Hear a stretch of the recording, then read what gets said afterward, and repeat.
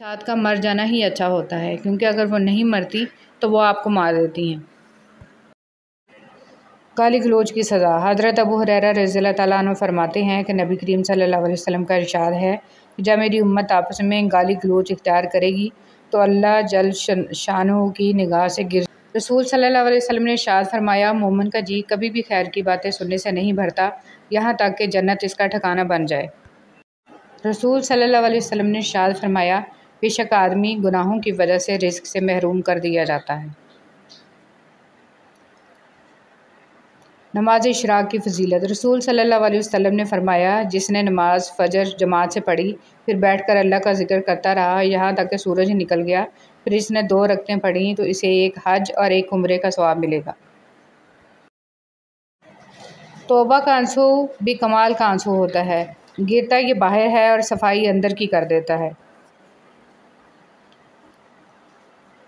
दुनिया की सबसे सस्ती चीज़ मशवरा है, एक से मांगो तो 1000 देते हैं। दुनिया की सबसे महंगी चीज़ मदद है, हज़ारों से मांगो तो कोई एक देता है। हर दफ़ा आपको अपना गम बांटने के लिए कांधा मैसर नहीं होता, लेकिन सजदा करने के लिए ज़मीन हर वक्त मैसर है और आप अपना दुख अपने रब करीम से हर वक्त बांट सकते हैं। यह सहारा सब सहारों से बड़ा सहारा है। रसूल सल्लल्लाहु अलैहि वसल्लम ने फरमाया, एक शख्स रास्ते पर चल रहा था कि इसने वहाँ कांटेदार डाली देखी, इसने इसे उठा लिया तो अल्लाह ताला ने इसका ये अमल कबूल किया और इसकी मग़फ़िरत कर दी। मुखलिस शख्स को हमेशा बेवकूफ़ समझा जाता है, हालांकि ऐसा नहीं होता। वो सब जानता और समझता है, बस वो अपने सब्र की वजह से लोगों की घटिया हरकत को नज़रअंदाज कर देता है। मर्द का हयादार होना भी इतना ही ज़रूरी है जितना औरत का, क्योंकि हदीस मुबारक है कि क़यामत तक आने वाले उम्मत मोहम्मद सल्लल्लाहु अलैहि वसल्लम के हर फ़र्द के लिए है, चाहे वो मर्द हो या औरत। हया ईमान का हिस्सा है। सब्र और कदर हर किसी के बस की बात नहीं होती, यह वही बंदा कर सकता है जो आला ज़र्फ़ होता है। हमेशा जोड़ने की कोशिश कीजिए, तोड़ने की नहीं। दुनिया में सुई बनकर रहिए, कैंची बनकर नहीं, क्योंकि सुई 2 को 1 कर देती है और कैंची 1 को 2 कर देती है। बिस्मिल्लाहिर्रहमानिर्रहीम।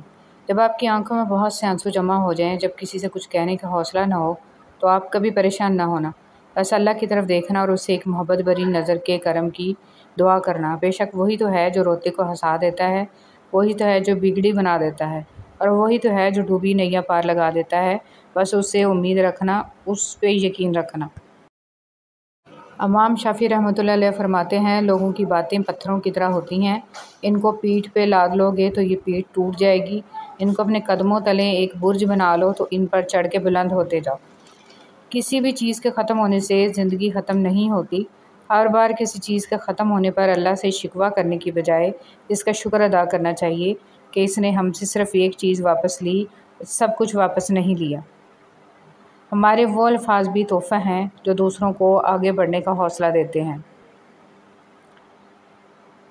ऐ अल्लाह, मुझे आने वाले बेहतरीन दिन अता फ़रमा और मेरे नसीब में ऐसा लिख दे जिससे मेरा दिल खुश हो, मुझे ज़हनी सुकून अता कर और मेरे मामलात को आसान कर दे। आमीन सुम्मा आमीन।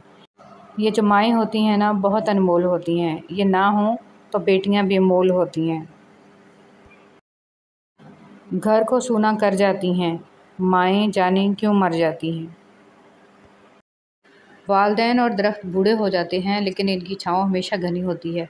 ऐ हमारे रब, इन दोनों वालदैन पर रहम फरमा जिस तरह उन्होंने मुझे बचपन में पाला था। माँ किसी भी उम्र में आपसे बिछड़ जाए, ज़िंदगी का नक्शा ही बदल जाता है।